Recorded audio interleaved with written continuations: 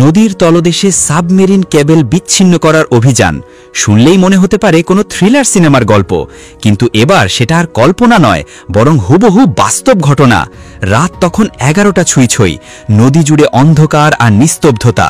ঠিক সেই মুহূর্তে ভোলার দিক থেকে 6 জনের একটি সংঘবদ্ধ দল ট্রলারে চেপে পৌঁছে যায় পটুয়াখালীর রাঙাবালির গহীনখালী পয়েন্টে। নদীর বুক চিরে তারা নামে গভীরে। জানা যায় তাদের মূল টার্গেট ছিল নদীর তলদেশে লুকিয়ে থাকা কোটি টাকার সাবমেরিন ক্যাবেল। উদ্দেশ্য স্পষ্ট, দামি তামার তার কেটে ভাঙারি বাজারে বেচে দেওয়া।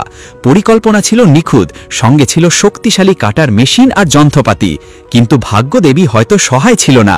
ক্যাবেল কাটার মুহূর্তেই বিকট শব্দ ছড়িয়ে পড়ে পুরো নদী পারে, আর সেই শব্দেই টের পেয়ে জেগে ওঠে স্থানীয় মানুষ। তখনই বদলে যায় পুরো খেলার মোড়। স্থানীয়দের তাৎক্ষণিক তৎপরতায় ঘটনাস্থলেই 2 জন হাতে নাতে ধরে পড়েন। তাদের একজন গলাচিপার জসিম মৃধা, অপরজন রাঙাবালির জুয়েল মৃধা। বাকিরা অন্ধকারে ট্রলার নিয়ে পালিয়ে যায়। আটককৃতদের সাথে থাকা যন্ত্রপাতি ও ট্রলারও জব্দ করে স্থানীয়রা। এরপর পুলিশে হস্তান্তর করা হয়। ঘটনার খবর দ্রুত ছড়িয়ে পড়ে পুরো রাঙাবালি জুড়ে।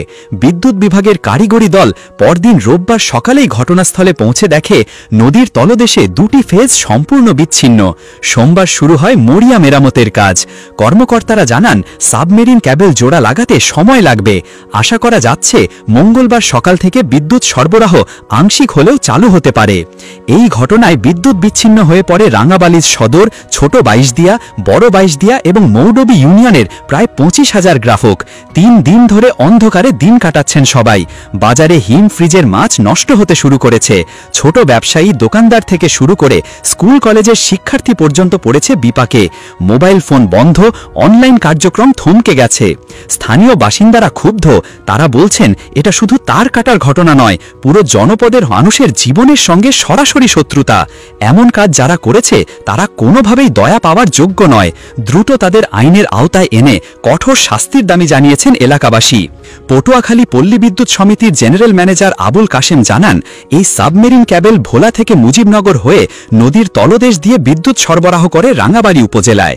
যারা পরিকল্পিতভাবে ক্যাবেল বিচ্ছিন্ন করেছে তারা সম্ভবত বুঝতে পারেনি এটি উচ্চ ভোল্টেজের তার। তার ভেতরে তামা আলাদা করার আগেই হাতে নাতে ধরা পড়ে গেছে। রাঙাবালি থানার ভারপ্রাপ্ত কর্মকর্তা ইমারত হোসেন জানান, 2 জনকে গ্রেফতার করে তাদের বিরুদ্ধে বিশেষ ক্ষমতা আইনে মামলা হয়েছে। তাদের রিমান্ড আবেদন করা হয়েছে। স্থানীয় সূত্র জানায় আটককৃতরা স্বীকার করেছে তারা ভোলা থেকে পরিকল্পনা করে এসেছে। বড় অঙ্কের টাকার লোভেই তারা এমন দুঃসাহস দেখিয়েছে। তবে ক্যাবেল কাটার সঙ্গে সঙ্গে সৃষ্ট বিকট শব্দ, ট্রলারের আলো এবং লোকজনের উপস্থিতি টের পেয়ে 4 জন পালিয়ে যায়।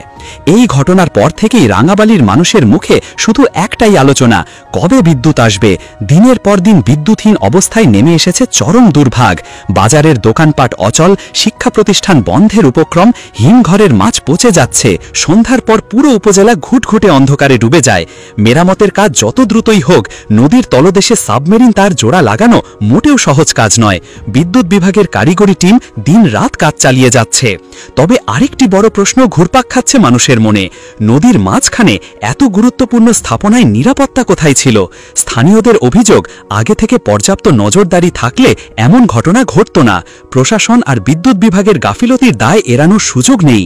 সব মিলিয়ে নদীর তলে গিয়ে সাবমেরিন ক্যাবেল কাটার অপচেষ্টা, অতপর গ্রেফতার আর জনদুর্ভোগ, এই ঘটনাটি এখন পুরো রাঙাবালির মানুষের কাছে এক আতঙ্কের নাম।